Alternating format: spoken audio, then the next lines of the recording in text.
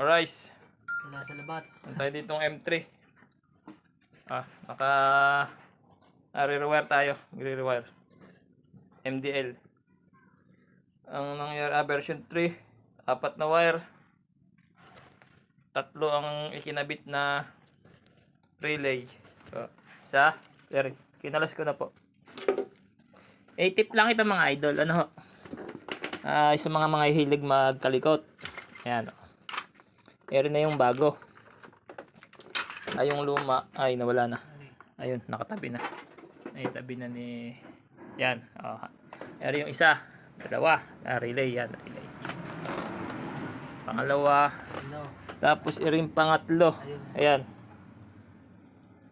Isinabay sa busina kasi yung yung high, yung combination.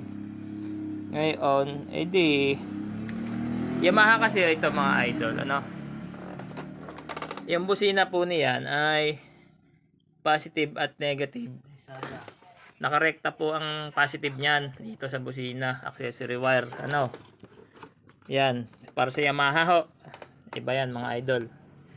Yan, tatanggalin natin ngayon, yan. Tapos irerekta natin yung gagawin nating positive yung trigger.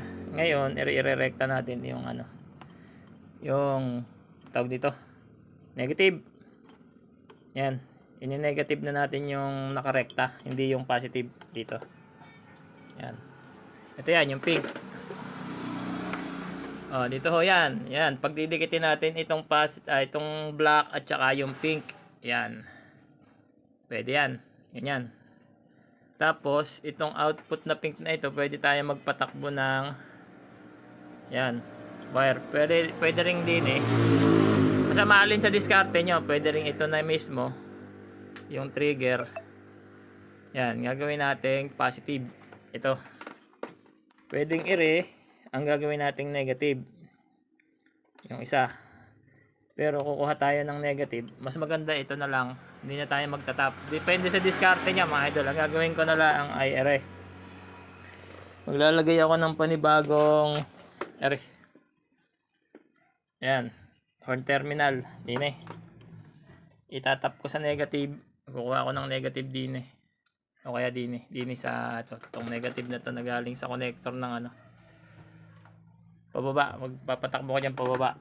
Yun, galing sa connector ng stock na input ng ating horn. Yung push button ng horn. Yun, doon na lang kukuha. Tapos itong isa na to, ayan. Yung input ng busina sa pindutan, kukuha tayo ng accessory wire, positive. Alright. Yun. Para ito, ang dami, magastos pa pinagastos lang yung yung mayari.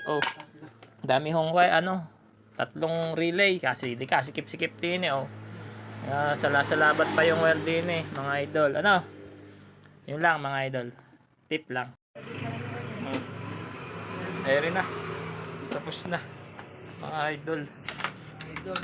Hindi na sila sa labat. Hindi na sa labat. Wala na daw spaghetti. Isa na yung natirang Eri. Ayan, yung boss na lang nilagay natin na relay. Tapos yung ground, ayan doon. Eri, diode. Diode one way diode para sa busina. Testing tayo. Papasok yung pag nabusina. Malakas pa busina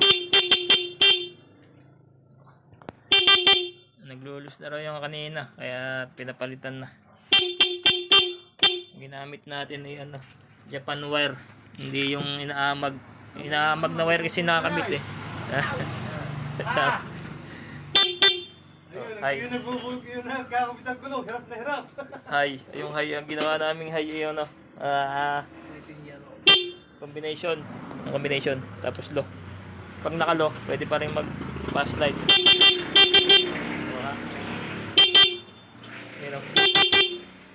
Sa busina. Alright. Nagising na yung bata natutulog. Peace out.